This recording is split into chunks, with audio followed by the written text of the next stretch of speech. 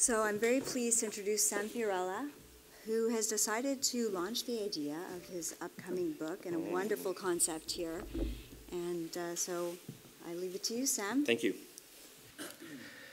Beacons, smoke signals, drums in the prehistoric era. The first pure alphabet was found in ancient Egypt in 2000 BC. The first mail service, 6th century BC, which is kind of surprising, was surprising for me. Pigeon post, 5th century BC. The telegraph, 1385. The telephone, 1876. Radio, 1896. Television, 1927. Fiber optics, 1964. Computer networking, 69. Analog mobile phones, remember those? 1981. LinkedIn, 2003. Web 2.0, 2004. Facebook, 2004. Twitter, 2006. That's an abbreviated history of our communication, the Coles Notes version. Where are we today? Well, actually, before we even talk about where we are today in terms of our evolution and how we communicate, we got to take a look at that list. Pretty much after the invention of that first pure alphabet that I mentioned in 2000 BC, every other advancement in communication has really been about broadcasting, has been about how do we get that information further and further and further, which is the point that I'm trying to make here. Communication, today especially in our social media world, is being formed by technology. So I want to explore that a little bit. First of all, what's a definition of technology, of social media? My definition, anyway, of social media is 24/7 oversharing. And it's true, 24/7 oversharing. How many people have been fired because of oversharing on social networks? Right? You hear about it over and over, and not just isolated cases. There are some pretty big, famous cases. Did you know that we just saw a statistic recently, 20% of all divorces are caused by Facebook oversharing? You know, it's amazing. Technology is creating this void that we are running into to fill in with communication. Why do we talk in headlines? Why do we talk in 140 characters today? Because we can, because it's there, because Twitter was given to us. We were given YouTube, right? And what do we do now? Our tablets, our phones, our pens, soon our refrigerators, everything has a camera on it with an API that allows us to instantly share everything and anything that we can videotape with the world, including these beautiful double rainbows that apparently make grown men cry. You remember that? Don't lie, Sam. We know you teared up. You know what? I did tear up a little bit. I just didn't want to admit it. Thank you very much for pulling that out. You know, and we were talking about clout earlier.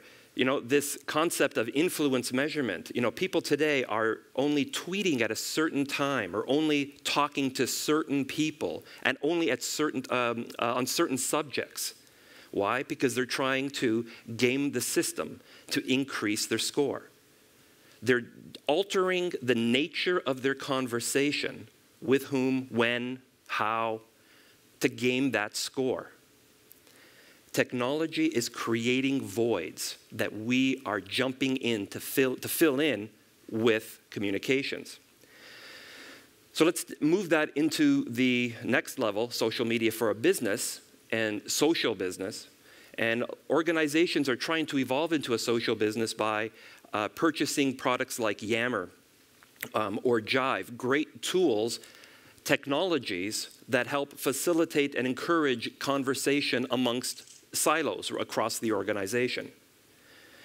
The problem that I'm discovering, though, in the work that I do with with larger businesses in developing social businesses is that 9 out of 10 times, when technology is purchased to enable communications, the technology becomes a hindrance or an obstacle to communication. Right? And our history, you can see where that's coming from. So again, I want to repeat that. When technology is purchased to enable communications for the purposes of becoming a social business, more often than not, the technology becomes an obstacle to that communication. And why is that? Well, I see it as something called functional fixedness. And I wish I came up with this term, but this was actually created by Carl Dunker in the 1930s. And his concept was that people tend to fixate on a commonly accepted use of a product or an object, and then completely miss the full opportunity or potential of that. So let's explore that a little. Let me give you a really simple example of functional fixedness. The Titanic. Everybody knows the history and the story of the Titanic. It ran into an iceberg, which caused it to eventually sink. So think about what happened. Now, if you're in the crew, you're the captain, you're in the crew, you've just hit an iceberg. And what do? What did they do? They looked at that iceberg, and what did they see? They saw the object that caused them to crash. They saw what was eventually going to sink the ship. So what did they do? They backed away from the iceberg. And then when you read the newspaper reports, as I was just saying, they indicated that the ship had a good amount of time still navigation ability after it hit, but it continued to move away from the iceberg. It's because they didn't look at that iceberg and say, we're sinking here. People are going crazy. And this includes the people on the ship, for that matter. They looked at this iceberg and they didn't say, you know what, this is 100, 200 feet wide, 400 high, 400 feet wide, and it floats. And we're not floating anymore. What do? They grab pillows. And I'm not trying to make light of those poor people that died on that ship, and that it was a tragedy. But think about it. You grabbed a pillow, you grabbed another body, things that don't float. When you had this huge obstacle there that floated, that you could have climbed onto one of the ledges that was on this thing and probably survived 4, 5, 6 hours until the rescue planes came. So the point was they saw it as the one thing. They saw it as what everybody was seeing. The function of this thing is to sink us, is to create the crash, and not what it could have been. So this is a problem for most social businesses when it comes to technology. Technology is functional fixedness in a social business. And it really is a catch-22 situation. So how do we solve this? What's the solution? Well, this leads to the 2020 business, a concept that I've been working on for the last year or so in the work that I've been doing, my consulting work with some of my clients. And what the 2020 business represents is an organization that can process information and take action on information, both horizontally and vertically, within itself, without any obstacles.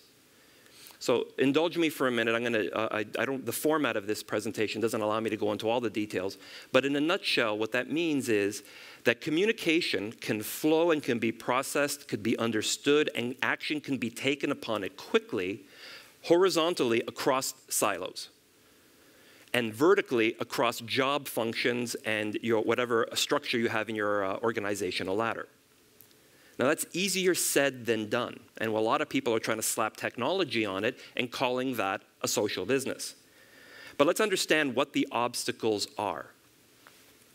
So horizontally, technology can be an obstacle, but there's a way to overcome it.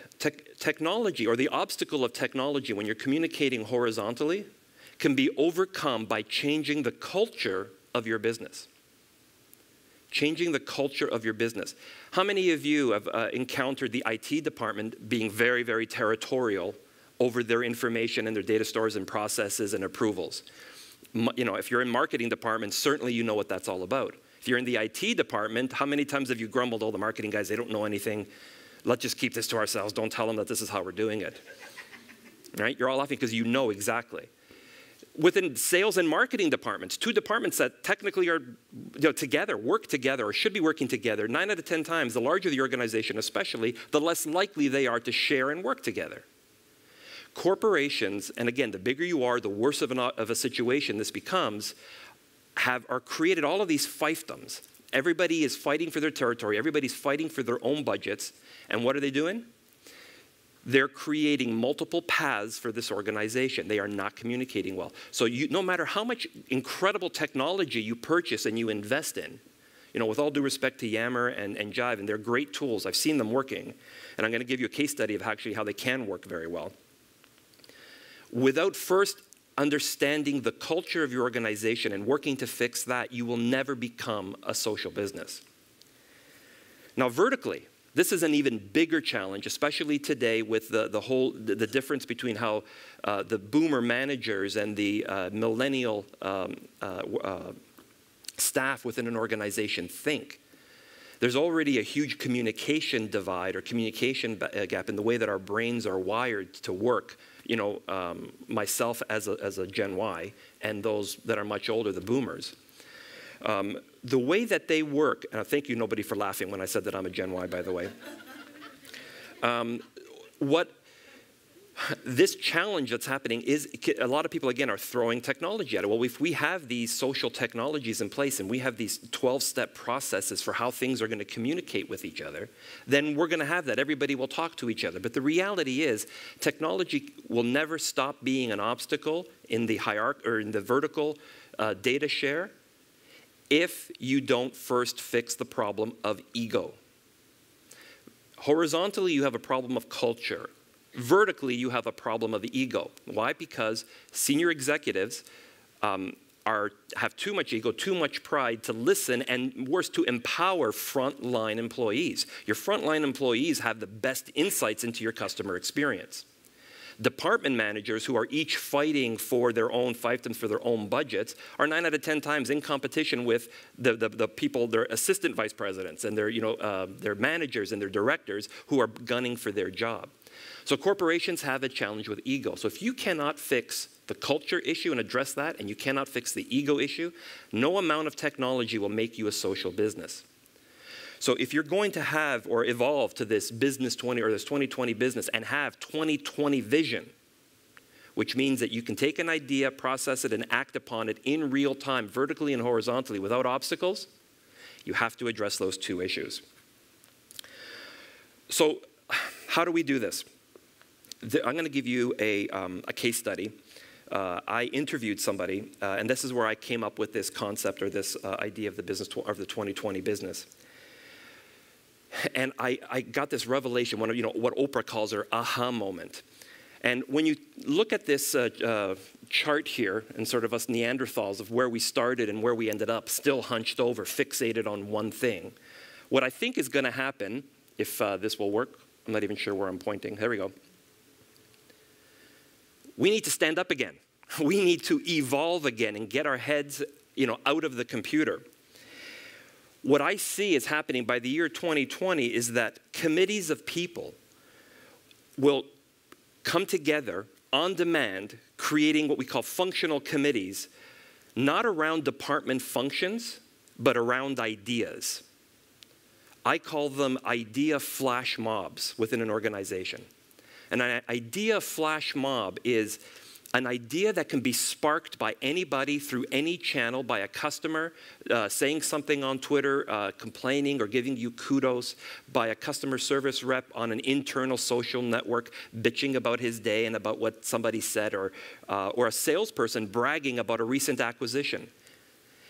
If wherever that idea is sparked from, people within the organization, laterally and horizontally and vertically, need to be able to create functional committees around that idea to blow it up and to turn it into something that impacts the bottom line of the business. Or they need to say, that doesn't work, we've vetted it quickly, and move on. What happens in an organization today? If a frontline employee has an idea, what does he do? He fills in a little card, puts it in the suggestion box, maybe takes it to his manager. The manager then says, okay, you know what? I have a manager's meeting next week. Let me bring it up to them.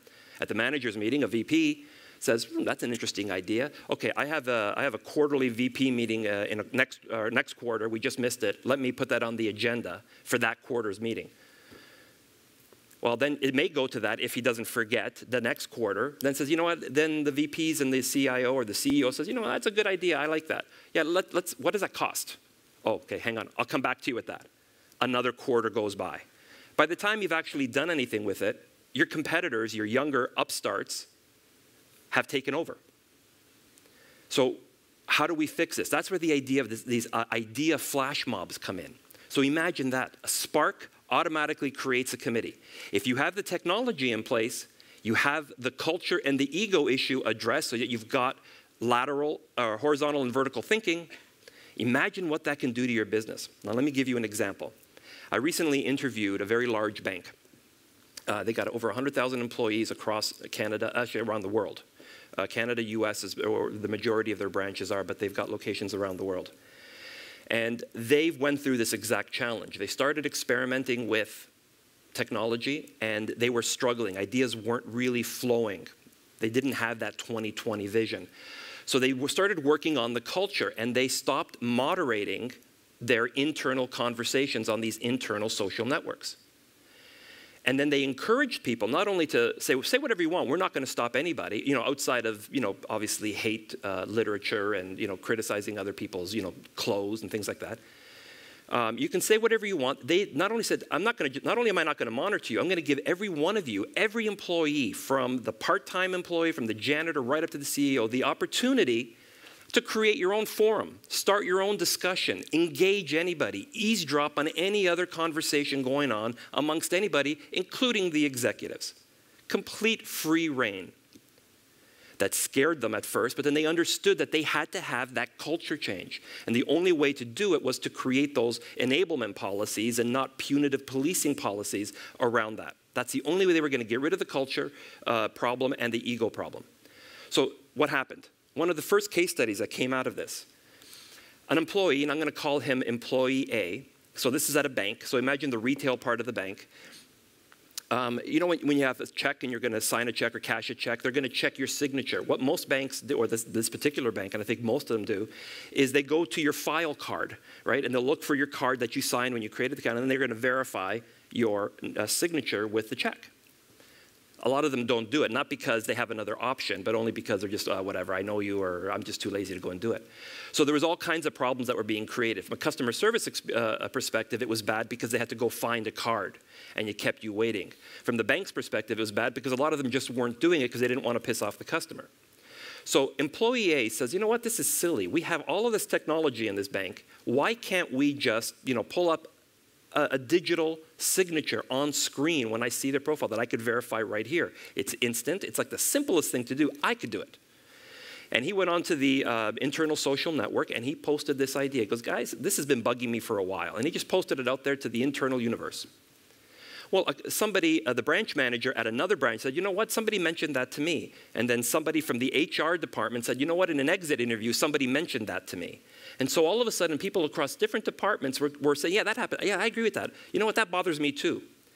Well, the CEO of this bank saw the stream that caught his attention, and he said, I'm going to eavesdrop on this. So he eavesdropped on the conversation. He didn't participate, and so everybody was coming around. They were coming up with ideas, and this employee A started leading a discussion because he knows a thing or two about computers, and he started leading a conversation as to how this could actually be implemented in the bank.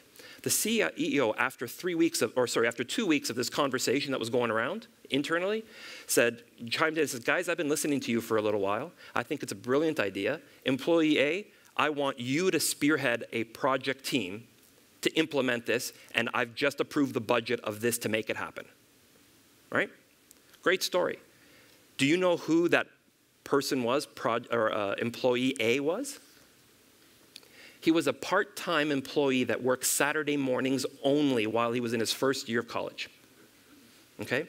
That part-time employee was given the project management lead on a technology or on a piece of software that was going to be implemented across the entire organization. What other organization could it have happened within 3 weeks like that, or within 2 weeks, excuse me? Imagine that. An idea flash mob. The power is incredible. So when you take a look at where we're going to go, we're going to start standing up again. We need to stop this a myopic view of social media and social business, that it's about technology and it's about these 12 steps to get to where we want to get to. And remember that we cannot let technology lead our communications. Communications are like, and I'm going to get all zen on you here. I work with Sensei marketing. Technology is like water, right? You can put up a dam on a river, or on a stream. Eventually, it may take millennia, but eventually, the water is going to find its way around the dam, and it's going to get to wherever it needs to get. Within an organization, you have to consider communication to be the same as that river. It needs to flow freely. And if it doesn't, it'll find its way around. Communication will get to where it needs to get. Your business is not going to shut down. But will it move as fast? Will it be as efficient? So where we're going to go, the 2020 business in the year 2020, I say that finally we're going to get to a point, or we have to get to a point, whether we like it or not, where communication is leading technology, not the other way around. That's the 2020 business. Thank you, everybody.